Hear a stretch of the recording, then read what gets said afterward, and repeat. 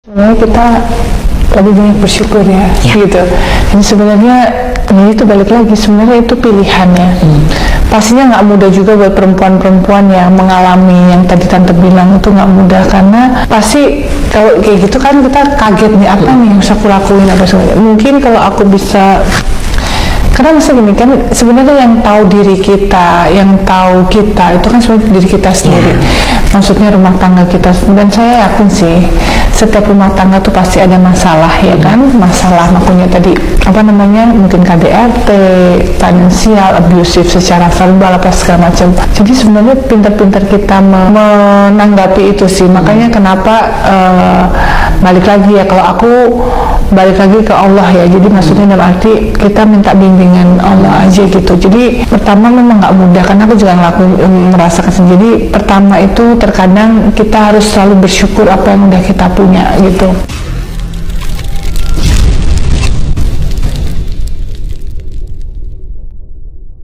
Kalau mau bercerai mah cerai aja, nggak usah harus membuka aib. Kalaupun benar, kenapa harus di-spill gitu?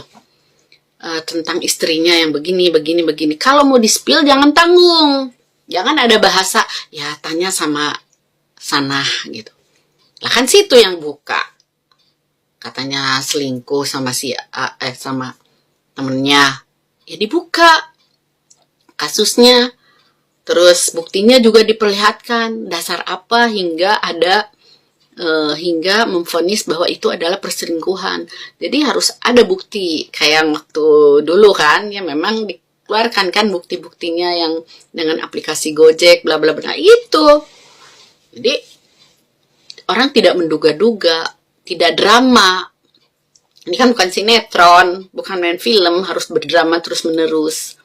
Kalau lebih baik, kalau mau bercerai, cerai aja baik-baik, karena punya anak. Peran seorang ayah, peran seorang ibu itu akan terus disandang sampai kapanpun, gak bisa digantikan. Jadi tetap orang tua walaupun sudah tidak bersama. Jejak digital ini kan gak hilang. Heran juga sih, kirain Mbak Im tuh ya level pemikirannya tuh udah jauh dari para netizen. Nah, dia curhat sama netizen dong kalau pakai begitu, ya kan? Dia spill tapi tanggung. Kita suruh nanya lagi gitu ke pihak sana. Situ yang buka yang benar. Apalagi kalau mau bercerai. Jadi harus ada bukti. Kalau buktinya harus ke hakim, ya udah. Ke netizen mah nggak penting, nggak usah dibilangin. Ya tetap ibu dari anak-anakmu yang melahirkan anak-anakmu. Jadi minimal hargainlah. Oh enggak, itu kan selingkuh, harus dibuka. Ya udah buka semuanya. Keputusan Mbak Im Wong melayangkan gugatan cerai kepada Paula Verhoeven bukanlah keputusannya sendiri. Mbak Im Wong rupanya meminta pendapat dari saudara-saudaranya sebelum menggugat cerai Paula Verhoeven. Kuasa hukum Mbak Im Wong, Fahmi Bachmit, mengatakan bahwa kliennya sempat berdiskusi dan meminta pendapat keluarganya untuk mengajukan gugatan cerai. Lebih lanjut, kata Fahmi, kliennya membutuhkan waktu yang panjang hingga akhirnya memutuskan untuk bercerai dengan Paula Verhoeven itu.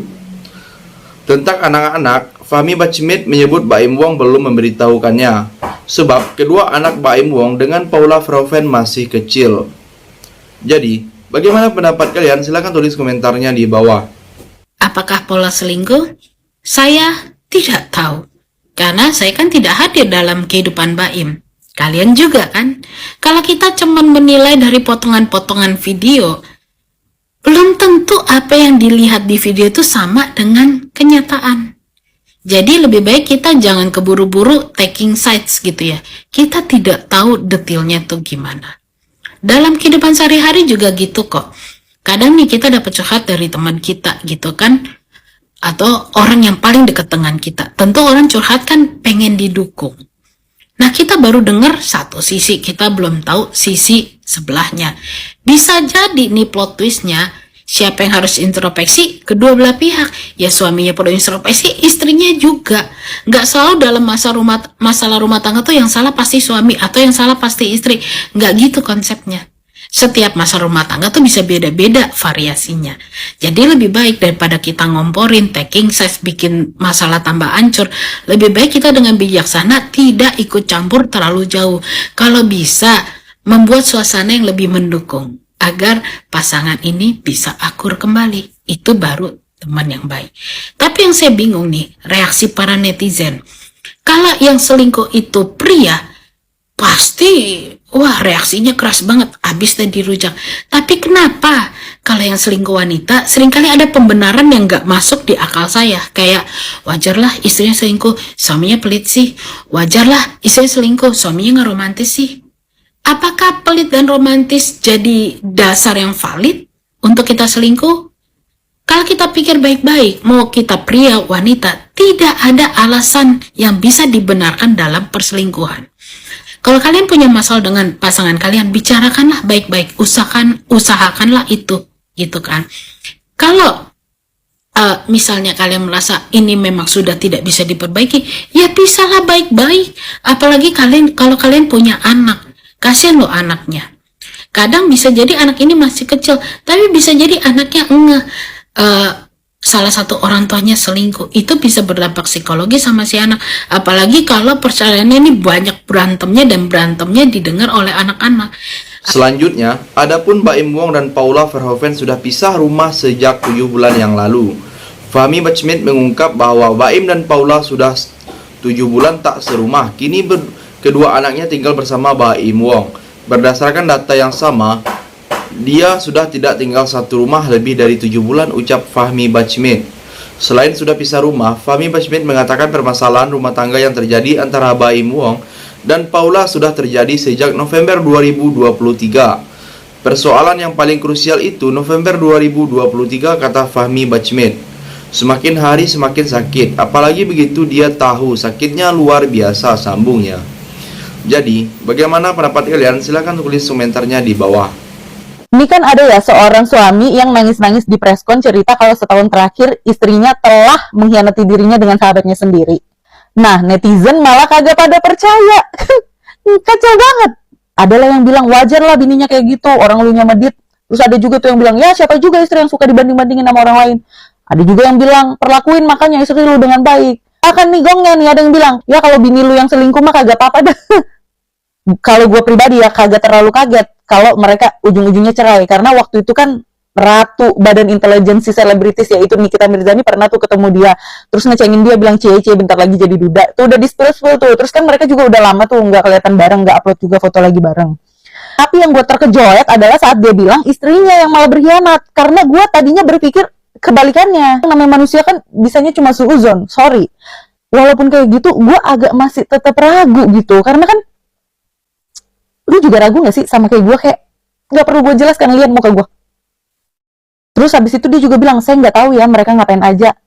Nah lu aja kan juga kagak tahu apa sebenarnya dia udah punya bukti tapi dia nggak mau spill gitu buktinya, kali ya. Lagi kayak begini nih gue jadi inget Gading Martin, berarti gokil si Gading Martin, benar-benar pria sejati karena dia nggak banyak bacot. Waktu pisah sama Kak Gisel dia cuma bilang ini semua kesalahan saya karena saya kepala rumah tangga. Walaupun setelah perceraian mereka nggak lama tuh kan ada beredar tuh video-video yang nggak ngenakin, tapi dia tetap dukung cuy, tetap ada di samping mantan istrinya dan nggak pernah sedikit pun ngejelekin mantan istrinya sama sekali. Tapi kan akhirnya kita jadi bisa nilai sendiri ya, emang bener ya cuy, jadi pria sejati itu susah banget, sederhana tapi nggak semua orang bisa lakuin. Salut gua sama Gading Martin, rapet serapet-rapetnya congornya. Semoga selesai deh tuh permasalahan dengan baik-baik ya. Kalau memang harus pisah untuk kebaikan masing-masing ya udah dah, daripada kan harus hidup sama orang yang toksik banget. Seumur hidup itu lama cuy, kalau lo habiskan dengan orang toksik, gila hidup lo akan sia-sia karena hidup udah cuma sekali, lu menderita pula. Terakhir, kabar gugatan cerai yang diajukan Baim Wong terhadap Paula Verhoeven pada 8 Oktober 2024 mengejutkan banyak pihak, terutama para penggemar pasangan ini yang sebelumnya dikenal harmonis. Tidak lama setelah berita tersebut mencuat, Ibunda Paula Lina Verhoeven menyampaikan sebuah pesan bijak melalui akun Instagramnya. Pesan tersebut berbicara tentang kekuatan menghadapi ujian hidup, menunjukkan sikap tegar di tengah cobaan yang dihadapi keluarga mereka. Dalam unggahannya, Lina menuliskan bahwa ujian hidup bukanlah untuk melemahkan, melainkan untuk menguatkan iman seseorang.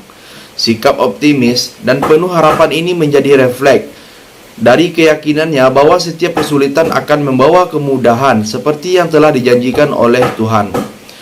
Bersabarlah, karena setiap kesulitan selalu datang dengan kemudahan yang telah dijanjikan Allah, tulisnya.